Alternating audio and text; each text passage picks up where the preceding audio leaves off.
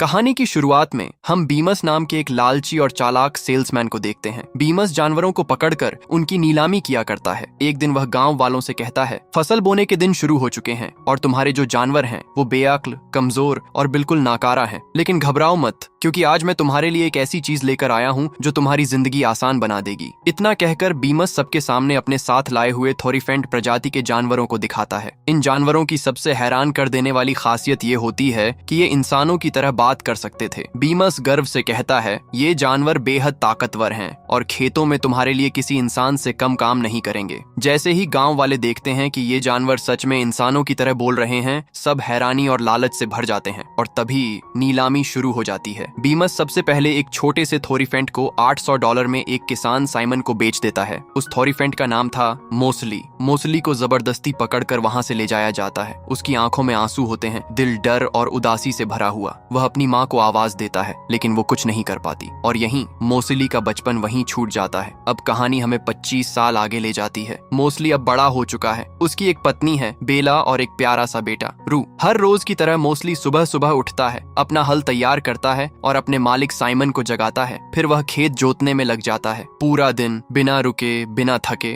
Moseley मेहनत करता रहता है। इसी दौरान वहां बीमस अपने दो साथियों शंख और ओली के साथ आ पहुंचता है। फसल न होने वाले दिनों में बीमस दवाइयां बेचने का काम करता था। उसके साथ एक बूढ़ा थोरीफेंट भी होता है जिसका नाम था टर्पिन। टर्पिन बीमस के लिए बोझ ढोने का काम करता है। मोसली और रू टर्पिन को देखकर खुश हो जाते हैं, क्योंकि मोसली उसे बचपन से जानता था। बीमस साइमन को अपनी दवाइयां बेचने की कोशिश करता है, लेकिन साइमन को उस पर शक हो जाता है। वह सख्त लहजे में पूछता है, सच सच बताओ बीमस, तुम यहाँ आखिर लेने क्या आए हो? बीमस मुस्कुराकर कहता है, रू अब काफी बड़ा हो गया है, वो नीलामी के लिए तैयार है। ये सुनते ही साइमन साफ मना कर देता है। तब बीमस चालाकी से कहता है, तुम्हें एक बिजनेसमैन की तरह सोचना चाहिए। मैं तुम्हें रू के बदले तुम्हारे खेत के पास वाली जमीन दे सकता हूँ। मोसली तुरंत आगे बढ़कर साइमन को समझाने की कोशिश करता है। वो जमीन बेकार है, वहाँ पत्थर और जड़ें भरी पड़ी हैं। लेकिन बीमस और उसके साथी साइमन का मजाक उड़ाते हैं। क्या तुम अपने जानवरों की बातें सुनते हो? ये सुनकर साइमन गुस्से में आ जाता है। वह मोसली पर पत्थर फेंकता है। चोट खाकर मोसली अंदर चला जाता है। उसी रात बेला मोसली को बताती है, मैं प्रेग्नेंट हूँ। ये सुनते ही मोसली की आंखों में खुशी आ जाती है। थकान से टूटे हुए शरीर के साथ वह अपने बिस्तर पर सोने चला जाता है। थोड़ी देर बाद रू मोसली के पास आता है। वह उत्साहित होकर कहता है, मैंने छिपने के लिए एक गुफा ढूंढी है, आपको चलकर वो देखनी चाहिए। मोसली मना कर देता है, मैं बहुत थक गया हूँ, कल बहुत काम है, हम किसी और दिन चलेंगे। लेकिन रू कहता है, मैंने उन गुफाओं में हमारे जैसे चित्र देखे हैं जिनके हाथ इंसानों जैसे हैं। यह सुनकर मोसली चौंक जाता है और वह रू के साथ जाने को तैयार हो जाता है। दोनों जंगल की तरफ निकलते हैं। रास्ते में जुगनू रू के पास आने लगते हैं, जो उन्हें गुफा तक का रास्ता दिखाते हैं। जुगनुओं की रोशनी में वो दोनों उस गुफा तक पहुंच जाते हैं। गुफा जमीन के अंदर बनी होती है। दोनों फिसलते हुए अंदर पहुंचते हैं। अंदर दीवारों पर थोरीफेंट जैसे जानवरों के चित्र बने होते हैं, लेकिन उनके हाथ होते हैं। इन्हें कहा जाता था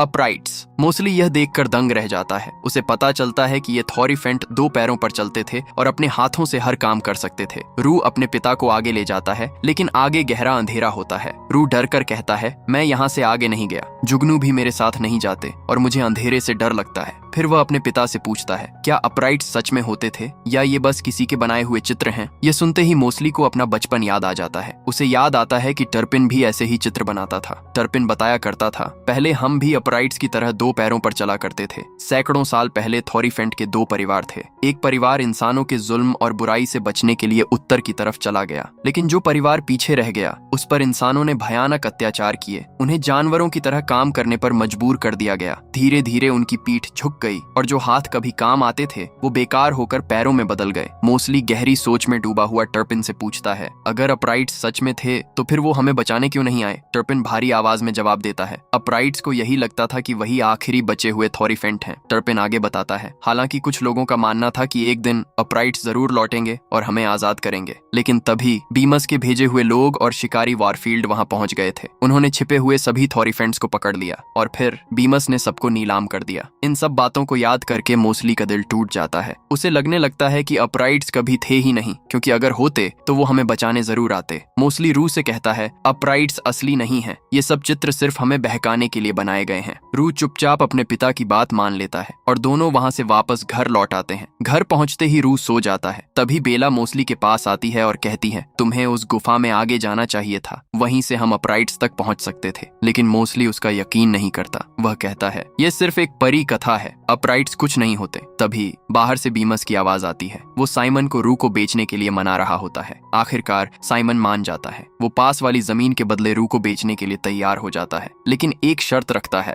जैसे ही दूसरा बछड़ा पैदा होगा तुम रू को ले जा सकते हो। ये सुनते ही मोस्टली और बेला दोनों डर जाते हैं। बेला कांपती आवाज में कहती है, हमारे पास अब कोई रास्ता नहीं बचा, तुम्हें अपराइट्स तक जाना ही होगा, वही हमें और हमारे बेटे को बचा सकते हैं। लेकिन मोस्टली फिर भी मना कर देता है, मैं सुबह साइमन से बात करूंगा। अगली सुबह साइमन अपने नए खेत को जोतने के लिए हल चलवाता है, लेकिन जमीन पूरी तरह से बेकार निकलती है। फिर भी साइमन को लगता है कि मोस्टली नाटक कर रहा है। गुस्से में वह मोस्टली को बुरी तरह कोड़े मारता है। दर्द से कराहता हुआ मोस्टली पूरी ताकत लगाकर हल खींचने की कोशिश करता है, लेकिन तभी हल टूट जाता है और मोस्टली दूर जाकर गिर पड़ता है। अब साइमन को समझ आ जाता है कि वो जमीन सच में बेकार थी। वह बीमस पर भड़क जाता है और उसे खरी खोटी सुनाता है। इस सब को देखकर मोस्टली के अंदर एक आग जल उठती है। वो समझ जाता है, चाहे हम इंसानों के कितने ही वफादार क्यों न बन जाएं, वो हमें हमेशा गुलाम ही समझेंगे। और तभी मोस्टली एक बड़ा फैसला करता है। वह तय करता है, मैं अपराइट्स को ढूंढूंगा और अपने परिवार को इंसानों से आजाद करवाऊंगा। रू अपने पिता के पास आता है, मैं अपराइट्स को ढूंढने जा रहा हूँ। जब तक मैं वापस ना आऊं, तुम एक पापा की तरह अपनी माँ का ख्याल रखना और घर के सारे काम करना। रू भारी दिल से उसकी बात मान लेता है। मोस्टली पूरी रफ्तार से गुफा की तरफ दौड़ पड़ता है। साइमन और बीमस उसका पीछा करते हैं, लेकिन वो उसे पकड़ नहीं पाते। मोस्टली एक बड़ी चट्टान के नीचे छिप जाता है। गुस्से से पागल साइमन सीधे बेला के पास जाकर पूछता है, वो कहाँ गया? लेकिन बेला कुछ नहीं बताती। गुस्से में साइमन घर के गेट पर ताला लगा देता है ताकि वो बाहर न जा सके। बीमस कहता है, मैं मोस्टली को वापस ला सकता हूँ, लेकिन इसके लिए तुम्हें कीमत चुकानी होगी। साइमन उसकी बात अनसुनी कर देता है और गुस्से में वहाँ से चला जाता है। शंख बीमस से कहता है, अब हमें यहाँ से निकलना चाहिए। बीमस ठंडी मुस्कान के साथ कहता है, आज जा रहे हैं लेकिन कल वापस आएंगे, क्योंकि अब हम वॉरफील्ड को लेने जा रहे हैं। वो थोरीफेंट्स को पकड़ने में सबसे माहिर शिकारी है। बीमस वॉरफील्ड के गांव पहुंचता है। गांव वाले बीमस पर गुस्सा होते हैं क्योंकि उसने उन्हें नकली दवाइयां बेची थीं, लेकिन बीमस किसी की नहीं सुनता। वो सीधा वॉरफील्ड से मिलने बार में चला जाता है। बार के बाहर एक थोरीफेंट बंधा हुआ होता है। उसे हाल ही में वॉरफील्ड ने पकड़ा था। वो डरा हुआ सहमा हुआ था। टर्पिन उसके पास जाता है। वो कांपती आवाज में बताता है, उत्तर की तरफ जंगल में एक सिंकहोल है, वहां मुझे गुफाएं मिली थीं जिनमें अपराइट्स के चित्र बने हुए थे। मैं आगे बढ़ा ही था कि लेकिन तभी वो समझ जाता है ये सब वॉरफील्ड का बिछाया हुआ एक जाल था। उधर हमें मोस्टली को दिखाया जाता है जो अपराइट्स की गुफाओं में और आगे बढ़ता चला जाता है, लेकिन अचानक वह वॉरफील्ड के बनाए हुए एक गहरे गड्ढे में गिर जाता है। मोस्टली बाहर निकलने की बहुत कोशिश करता है, लेकिन गड्ढा इतना गहरा होता है कि वह निकल नहीं पाता।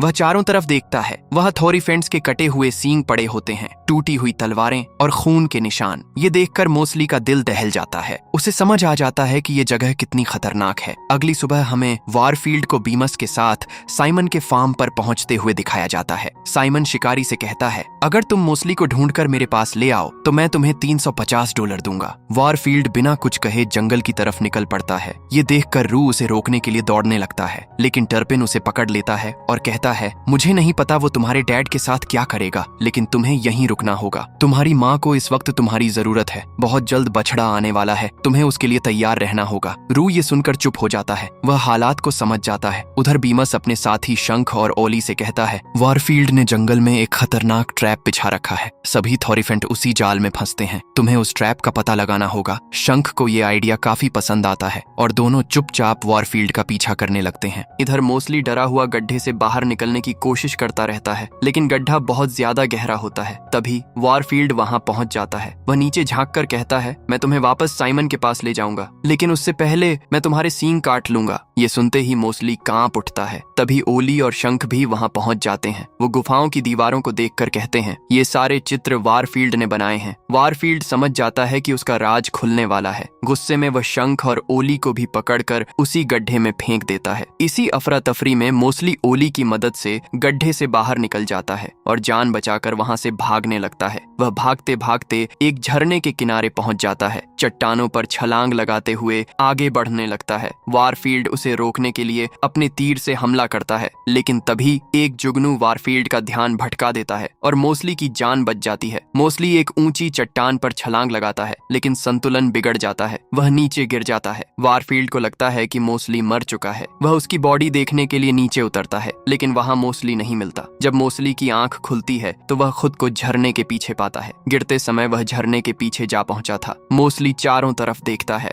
और तभी उसकी नजर 3 थॉरीफेंट्स पर पड़ती है। उनके नाम थे वॉर्नी, डीवर और गेलीन। वो तीनों 2 पैरों पर चल रहे थे। ये देखकर मोस्टली की आंखों में आंसू आ जाते हैं। अब उसे यकीन हो जाता है अपराइट्स सच में मौजूद हैं। गेलीन एक बहुत बूढ़ा अपराइट होता है। उसकी यादें धुंधली पड़ चुकी होती हैं। वह अक्सर बच्चों जैसा व्यवहार करता है, लेकिन उसके भीतर एक भूला हुआ इतिहास अब भी जिंदा होता है। जब वॉर्नी और डीवर मोस्टली को देखते हैं तो पहले उन्हें लगता है कि वो कोई दुश्मन है। दोनों सतर्क हो जाते हैं। मोस्टली जल्दी से कहता है, मैं दुश्मन नहीं हूँ, मैं भी एक थोरीफेंट हूँ। वॉर्नी हैरानी से पूछता है, अगर तुम थोरीफेंट हो तो तुमने कपड़े क्यों नहीं पहने और तुम इतने झुके हुए क्यों हो? लेकिन डीवर मोस्टली के 4 पैरों को देखकर तुरंत समझ जाता है ये हम जैसा नहीं है, ये दूसरी फैमिली से है। तीनों एक साथ बैठते हैं और बात करना शुरू करते हैं। मोस्टली गेलीन के बारे में पूछता है। वॉर्नी बताता है वो बहुत बूढ़ा हो चुका है, उसकी याददाश्त कमजोर हो गई है, लेकिन वो अपने उन दोस्तों को आज भी याद करता है जो इन दीवारों पर बने चित्रों में हैं। वार्नी आगे बताता है, शुरुआत में अपराइट्स ने इंसानों से बचने के लिए उत्तर की तरफ प्रस्थान किया था। गेलीन भी उन्हीं में से एक था। असल में वही हमें यहाँ लेकर आया। उसके पास जुगनुओं से जुड़ी एक खास पावर है और वही पावर हमें यहाँ खींच लाई। ये सुनकर मोस्टली खुशी से भर जाता है। वो कहता है, जुगनू ही मुझे भी यहाँ लेकर आए थे।